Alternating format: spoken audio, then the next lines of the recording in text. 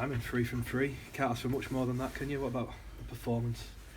Yeah, look, I thought it was patchy, but you've got to take into consideration it's a tough place to come and play, and that the wind was there for all to see how strong that wind was. I don't think either side used the wind to their advantage. I thought in the first half when they had it behind them, they made some errors and some passes went astray. And in the second half, I don't think we made really good use of the wind either. So it was one of those games. 22-4 scoreline. You got to be happy with that. But obviously, we need to be better. But I'd like to think the conditions will get better, as the weeks go by as well. You mentioned last week that you weren't satisfied with how much pressure you were putting yourselves under.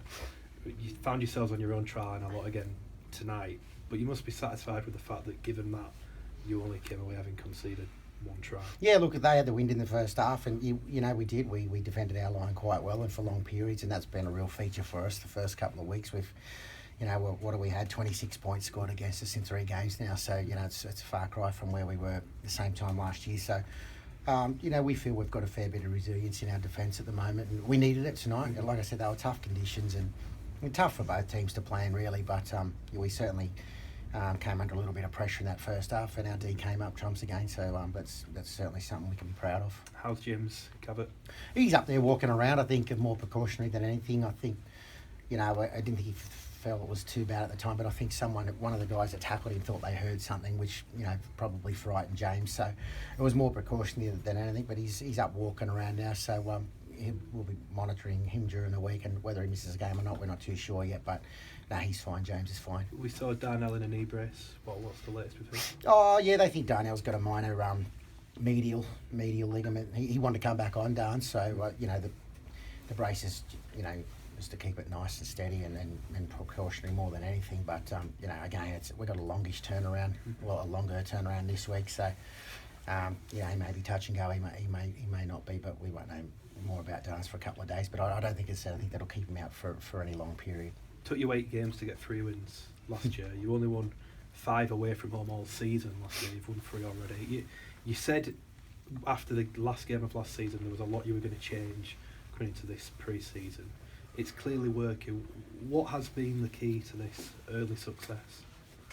Well, let's be honest. I mean, we started the season last year with 7 or 8 out of our top 17 unavailable. So, that's a huge difference. Obviously having a fit squad and being able to build some combinations over the pre-season and pretty much pick the same team for the first, a couple of friendlies in the first 3 weeks, it obviously helps. But I think the guys they're a lot more committed. They're a lot more resilient this year. And like I said, we practiced a few things in the pre-season and changed a few things, and they've seemed to have worked. But let's not hide from the fact that the guys' attitude is the reason we're 3 from 3. We haven't, the conditions have been poor a couple of the games. We haven't played our best at times, but when we've had to roll our sleeves up and defend our line, we've been able to do that. So that's the difference between winning and losing. So it's a number of things, but we started the season in a far better place than we did last year. You've made no secret of the fact last year that the season had kind of already gone by the time you started picking up a little bit of form. You said, you can't win a season in the opening rounds, but you can lose it, and you felt like you'd done that.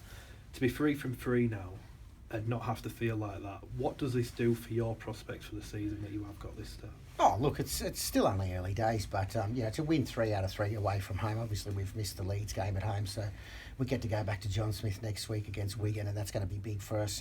Hopefully we'll get some support, some more supporters there than we normally do. I mean, obviously it gives us a really good building block, to obviously move forward for the rest of the year. But it's a long season, and 2 or 3 weeks can really change the course of your season too. So it's important that we keep our head down and we keep working hard. And the thing is, when you start winning, it's it becomes infectious, and you want to keep winning. So it gives you some confidence, and just like losing becomes a habit, winning does too. So we're going to give the boys a couple of days off now, to refresh. We've got a long preparation for Wigan, so they'll get a couple of days to go away and do whatever they need to do, and come back Wednesday ready to go again.